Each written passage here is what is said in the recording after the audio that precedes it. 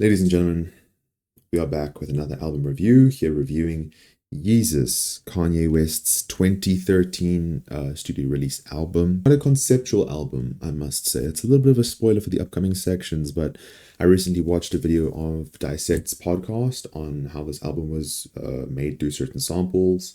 Pretty damn cool. I'm actually really liking that podcast lately.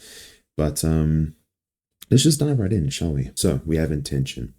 As far as I could research, as I see here as well, I seem to have found, as well as through research, it aims to be like a radical departure from the mainstream music, at least at the time. We do get much more diverse sounds nowadays.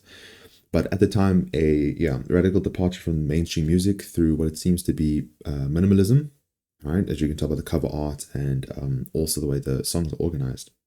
Punk and industrial influences. Now, I'm not entirely sure what they mean by industrial. I'm still also learning what these different categories mean.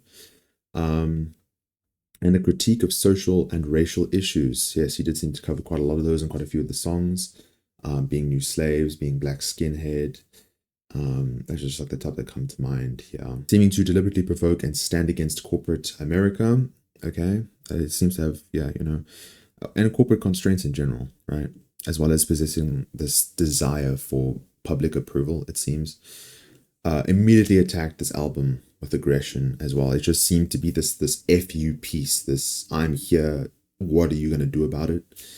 That's as far as Intention goes, as much as I can foresee. Sound and Production. Right, so I have about only 2 sections here. So as you'll again begin to notice, I do have a script here. A lot of it's research based. I'm not the greatest at memorizing. Let's run through it. Raw and unfiltered expression. Okay. The recording process was intentionally rushed to achieve a raw, primal, and unpolished sound, with Kanye screaming primarily on some tracks, as you will hear if you were there for the video.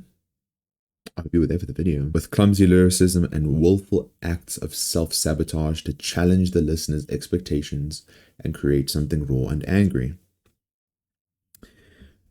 Then there is influence of punk and industrial music. Again, not too sure what they mean by industrial, but incorporates European electronic and industrial music influences, working with producers like Daft Punk, also know Rick Rubin, which he seems to be featured here, to create a harsh, confrontational sound that pushed the boundaries of common hip-hop sound.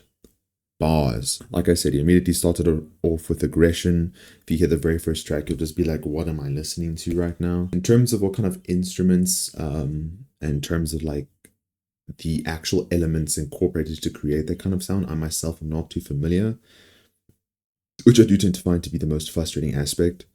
I want to be able to be like, oh, he used a lot of, I actually really should have also watched Anthony Fantana's, because he does a good job of or The Needle Drop also does a good job of covering those kinds of aspects.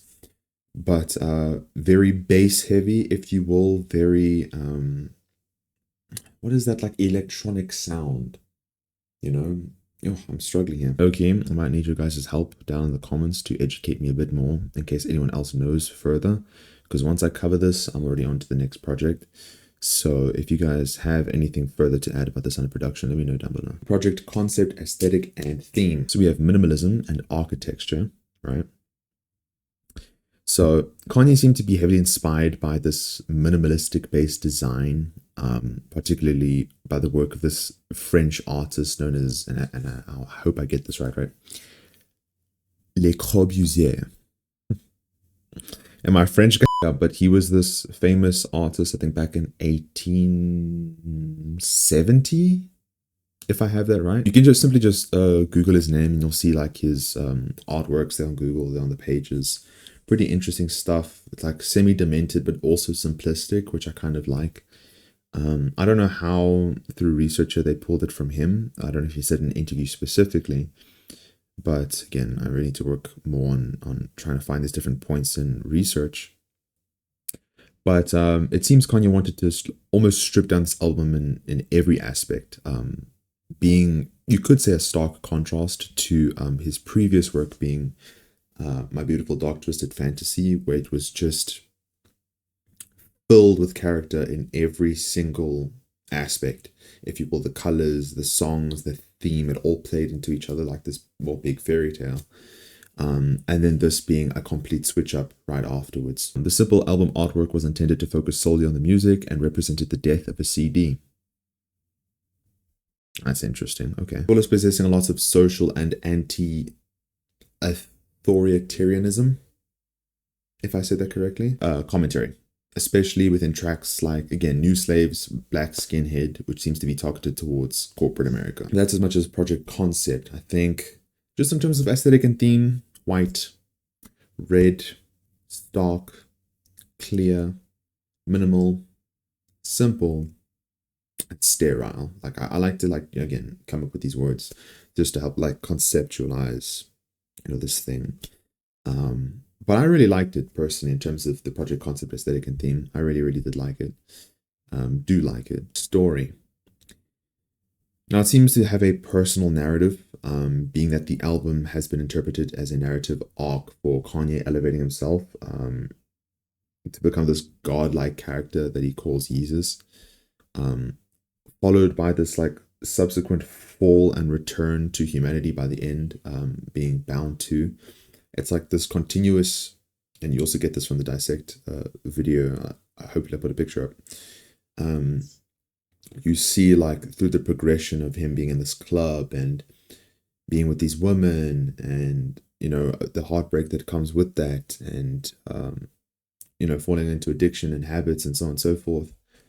And then he has this breakthrough moment, but then he's back in the club again. But then he finds this woman that's worth 1,000 women, right? Which we can take to be Kim Kardashian, because at the time in which this was being made, that was around the time that the relationship, I believe, started.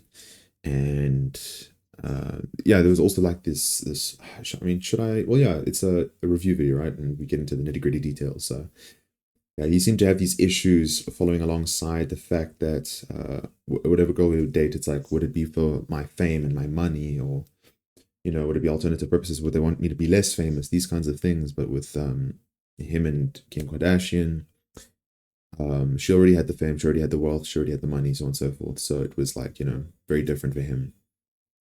And that's what I believe, and what most people believe to be the case. And just the sheer samples used throughout the things as well, as semi-part of the sound and production section as well. But the samples also tell a story in and of itself. So again, you know what? I will put that picture up again. If I flash it like 3 times, you're welcome, in fact. Just go watch that video. You'll see not only how well he uses samples, but as well as just the kind of story that the samples themselves tell. My favorite songs. Okay. At number 3, we have Blood on the Leaves. Okay. Now, I love the punch behind the trumpets, and it's like a progressive build-up throughout the track. I also think like Hold My Liquor was a very strong contender for 3rd place, but I just feel like this song had like a much more positive spin. And again, it was just like more, it was just like a little bit more of a bop, if you feel me. So yeah. At number 2, we have Send It Up. Such an ominous beat, okay?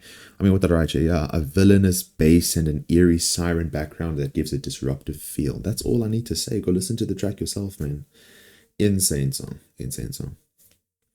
And number 1, you might think is Black Skinhead. No. Very good song. I just heard it like previously, like a while ago. So maybe if I heard it for the first time, it would probably be number 1, maybe number 2 or 3. But I'm going to have to give it to New Slaves. It's like that general flow and anger just behind the song, behind the delivery of both the beat and the lyricism. Absolutely insane. The build-up as well. It's just such a good track. Such a good track. And my least favorite, okay?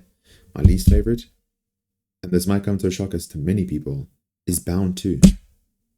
Brother, I hate the sample. Like, again, I was supporting how it's a genius sample, sure. But at the same time, I just don't like its sound. It's like, Right, now how it's aged. So personally, I listen to about like 85% of the album almost every single day. It's been within my circulation for a fat while now. Just, dude, like every song's been like a banger, okay? So listening to it all the time. It's everywhere now. Just incredible production. But publicly, did I do my research here? Yes, I did. Yeah, publicly it initially met with mixed fan reactions, which I did not know, and about an 80% sales drop-off in its 2nd week. Pretty insane.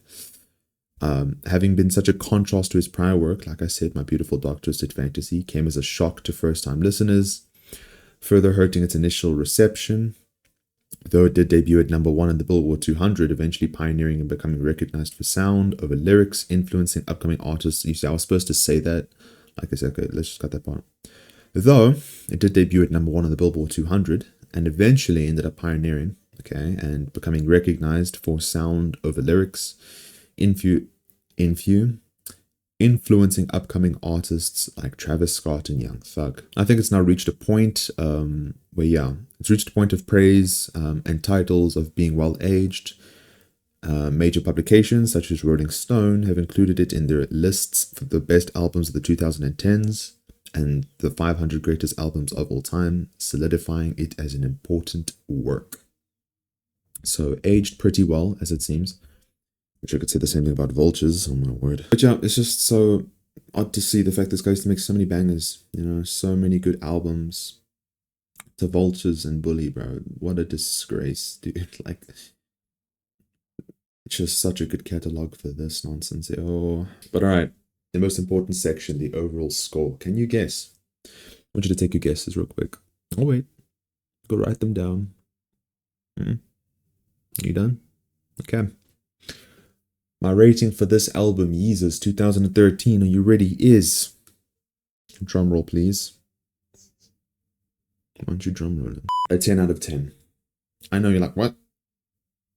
You said you didn't like Bound 2. Yeah, true, right? I don't necessarily like its sound, but when I think about the story that these samples tell and the fact that I just went through a dissect video and saw the concepts furthermore behind this album, and the fact that there's so many bangers, like my least favorites are Bound 2 and Guilt Trip, but sometimes I listen to Guilt Trip and I'm just like, dang, you know?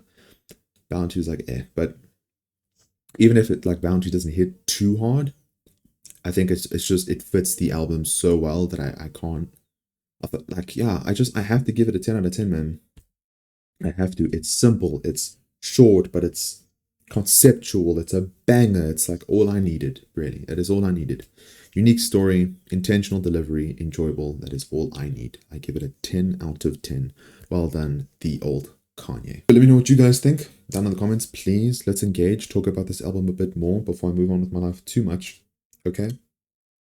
How did you guys enjoy it? What would you guys rate it? Any other research you guys want to let me know about? Maybe it's about the Sound&Production or the story.